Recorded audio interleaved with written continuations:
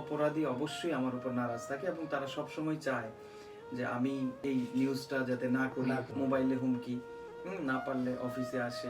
টিপু ভাইয়ের জীবনের কাহিনী আপনাদেরকে আজকে শোনাবো। টিপু ভাইয়ের সম্পর্কে যে আপনাদের জানা অজানা তথ্যগুলো আজকে দেব। আপনারা হয়তো অনেকে জানেন যে টিপু ভাই আমাদের যে বিভিন্ন মানুষ, অসহায় মানুষের বা যে জায়গায় দেখে অন্যায় ওই জায়গায় কিন্তু ঝাঁপিয়ে পড়ে। অনেক সময় যে ভাই আপনি যে এগুলো করতে গিয়ে যে কোনো হুমকির মুখে বা এরকম কোনো সম্মুখীন হন কিনা? আসলে আমরা যখন নিউজ করি তো নিউজটা আসলে অপরাধী এবং যারা যারা অপরাধ নাই উভয়ের মানে যে কোনো একটা পক্ষ নিলেই একটা পক্ষ কিন্তু আমার উপর নারাজ। এবার সেটা দোষী হোক আবার সেটা নির্দোষী হোক না কেন, হ্যাঁ।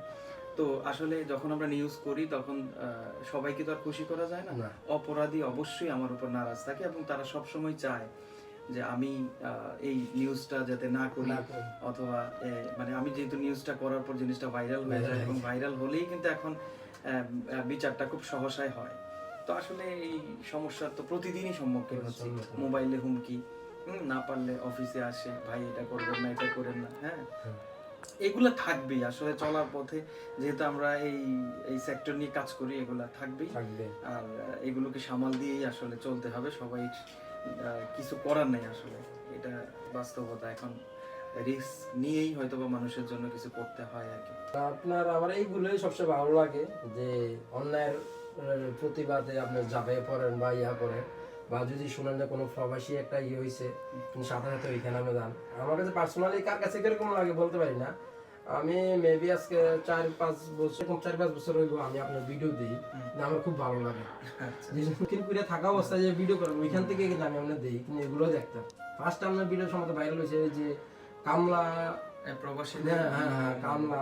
আবার অনেকে বলে যে প্রবাসী কাছে বিয়ে দিত না। আমি আমার ফার্স্ট ভিডিওই ছিল ওই যখন বাংলাদেশ থেকে মেয়েরা বলছিল যে প্রবাসীদেরকে বিয়ে করা যাবে না, হ্যাঁ। ওই বলার পরে আমি আসলে তখন আমি দক্ষিণ কোরিয়াতে একটা কোম্পানিতে জব করি। তো আমি একটু ফ্রি ছিলাম, তো আমি আমার মোবাইলটা ভাবলাম যে সবাই তো ভিডিও করতেছে, তখন লিটন গাজী নামে একজন ছিল। উনি এই তখন উনি খুব ফেমাস ছিল, এখন অবশ্য অনলাইন থেকে বেরিয়ে এখন লিটন গাজী প্রবাসীরা ভিডিও করতো। তো লিটন গাজী ভাই আমাকে বললো যে আমি ভিডিওটা করলাম, হ্যাঁ, একটা ভিডিও করলাম এবং মোবাইলটা রাখলাম যে আসলে কেন প্রবাসীদেরকে বিয়ে করা যাবে না, দেখেন প্রবাসীরা কত কষ্ট করে বাংলাদেশকে রেমিটেন্স দিচ্ছে। তো আমি এভাবে বলে ভিডিওটা তৈরি করে লিটন গাজীর ভিডিওটা দেখার পর লিটন গাজীর পেজে মেসেজ দেই এবং লিটন গাজীর কাছে ভিডিওটা পাঠাই এবং সাথে সাথে লিটন গাজী ভিডিওটা পোস্ট করে উনি আসলে তখন প্রতি আধা ঘন্টা 1 ঘন্টা পর পরই ভিডিও পোস্ট করতো।